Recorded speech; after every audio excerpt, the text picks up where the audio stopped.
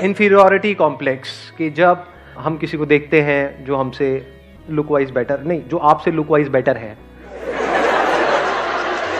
जब ऐसे किसी को देखते हो तो क्या होता है? जलन होती है, बुरा लगता है। इंफीरियरिटी कॉम्प्लेक्स भी हम उसको बोल सकते हैं, जलन भी बोल सकते हैं, जेलसी भी बोल सकते हैं। कोई आपसे आगे निकल जाता है किसी चीज में तो हमारे अंदर इनसिक्योरिटीज पैदा होती हैं। मतलब बहुत तरह की इनसिक्योरिटीज हमारे अंदर पैदा होती है। आपको कोई नहीं मिली है, किसी और को मिल गई है, और जिसको मिली है वो आपसे काफी गया गुजरा है। ऐसा होता है नहीं होता है? ऐसा कोई नहीं है दुनिया में जिसके अंदर ये कॉम्प्लेक्स नहीं आता है। किसी के अंदर किसी वजह से आता है, किसी के अंदर किसी वजह से। तो अब इसका परमानेंट सॉल्यूशन क्या है? सर, इन्फीरियरिटी कॉम्प्लेक्स जो होता है बेसिकली कंपैरिजन की वजह से होता है, ऐसा मुझे लगता है। आप कंपेयर करते हो योरसेल्फ टू अदर पर्सन्स, कि look wise comparison, money wise comparison, success wise comparison, तो उस वजह से होता है। जो इन्फीरियरिटी कॉम्प्लेक्स है उसकी जो जड़ है वो कंपैरिजन है। तो हम कंपैरिजन क्यों करते रहते हैं सुबह से रात तक? बेसिकली सर हैप्पीनेस की वजह से। मतलब हम रीजन ये ढूंढते हैं कि सामने वाले बंदे के पास ये चीज है because of this. For example girlfriend है because of this what is this? Personality, physique. अच्छा, हाँ ठीक है, कि उसके उस बंदे के पास में पर्सनैलिटी है, फिजिक है। और सर सामने वाले की सिर्फ पॉजिटिव क्वालिटी दिखती है और अपनी सिर्फ नेगेटिव। सामने वाले की हमको पॉजिटिव क्वालिटीज दिखती रहती है, या ये कह लो सामने वाले अपनी पॉजिटिव क्वालिटीज दिखाते रहते हैं। In the age of social media, क्या आप अपनी वर्स्ट पिक्चर अपलोड करते हो या बेस्ट पिक्चर? ऐसी पिक्चर जिसमें आप पहचान में ही नहीं आओ। मतलब खुद भी देखो तो ओ क्या बंदा है, नहीं हूं। तो हम सब अपना बेस्ट दिखाने की कोशिश कर रहे हैं, जो there is a strong possibility सच नहीं है, क्योंकि सबके अंदर स्ट्रेंथ्स भी है, वीकनेसेस भी है। अपनी वीकनेसेस को छुपाने की कोशिश कर रहे हैं। तो इस कंपैरिजन के कीड़े से कैसे बचे?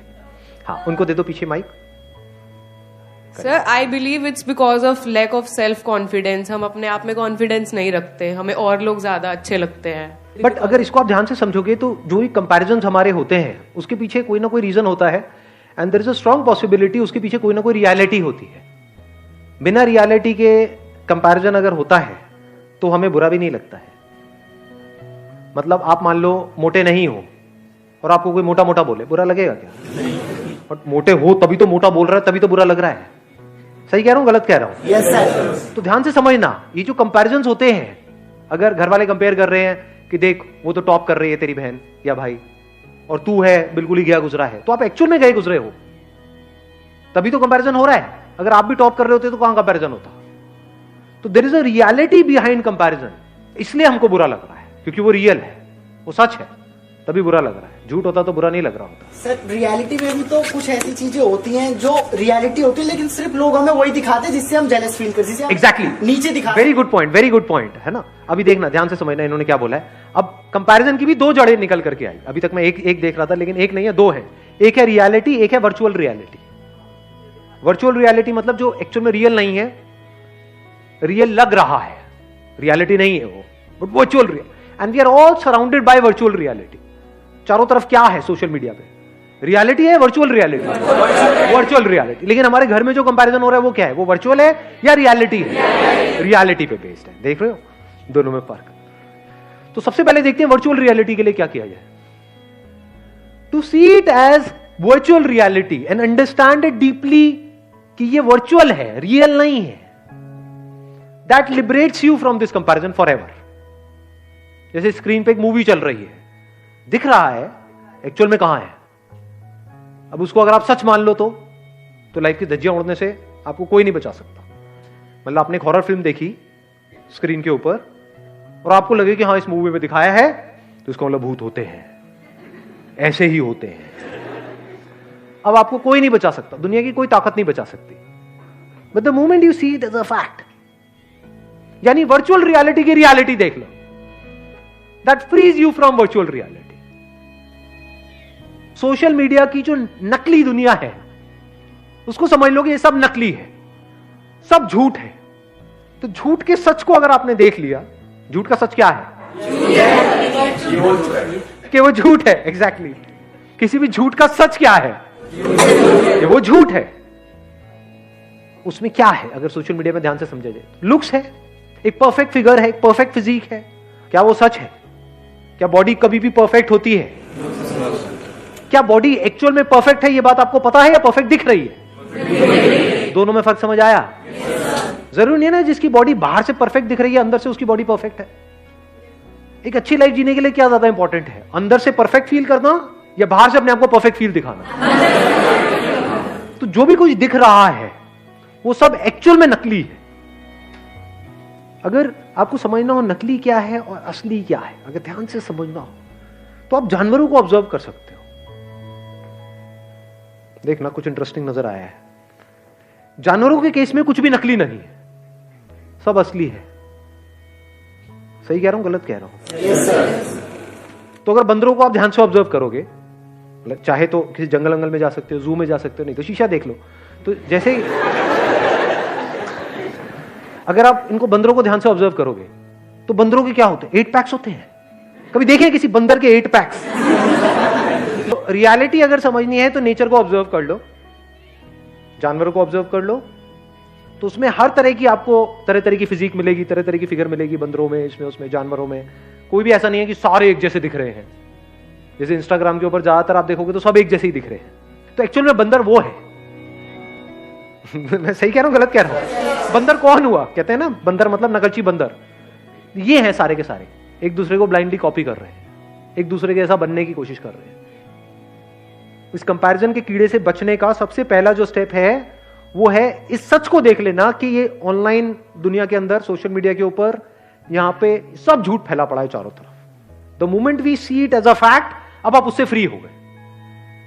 नहीं तो अगर आपको लगा कि ये असली है तो अब आप भी वही हरकतें करना शुरू कर दोगे जो वहां पर हरकतें हो रही हैं। मतलब उसी रेस में आप शामिल हो जाओगे।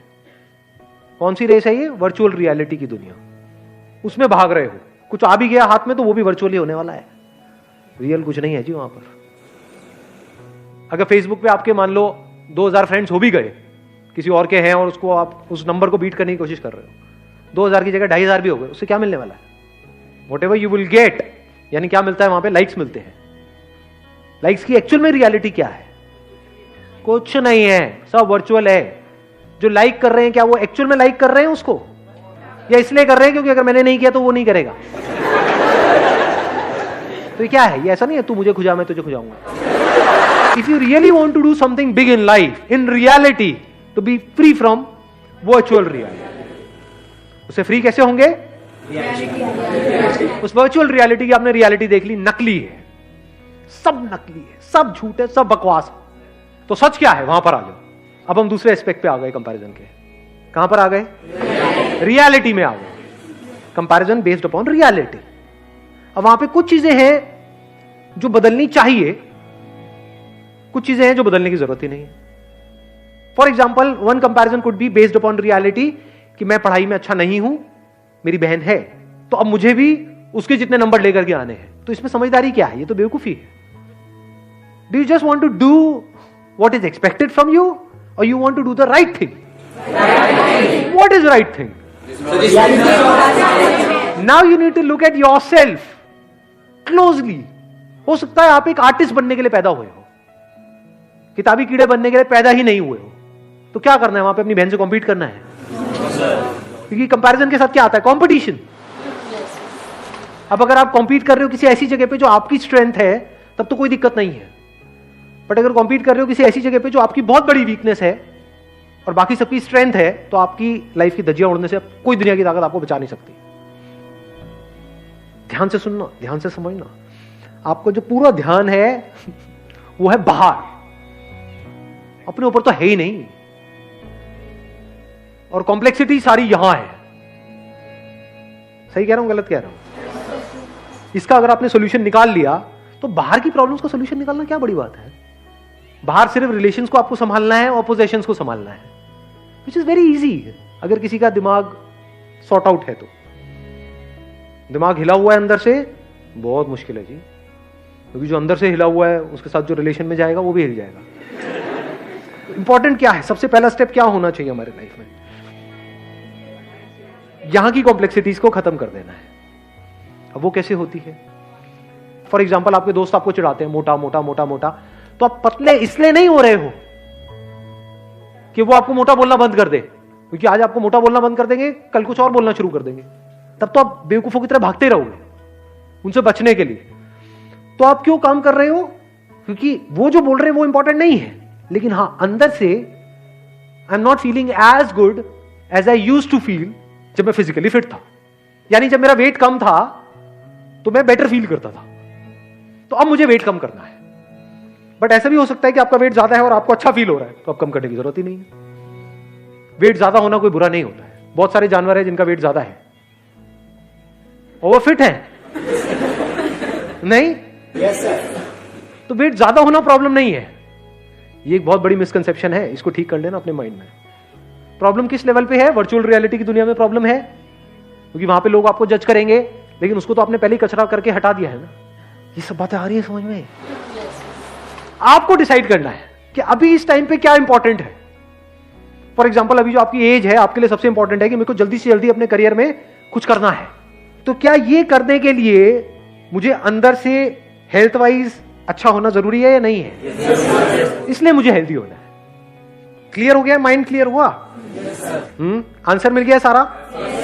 कि ये सब जो सारी जड़ है कि मतलब हम खुद को दूसरों से कम समझते हैं, तो कब इससे पूरी तरह से फ्री हो सकते हैं? जब हमारा ध्यान सब तरफ से हट करके खुद पर आ जाए और हम खुद के ऊपर काम करना शुरू कर दें, एक्चुअल में खुद के ऊपर काम करना शुरू कर दें और करते ही रहें। Wish you all the very best. Thank you so much for coming.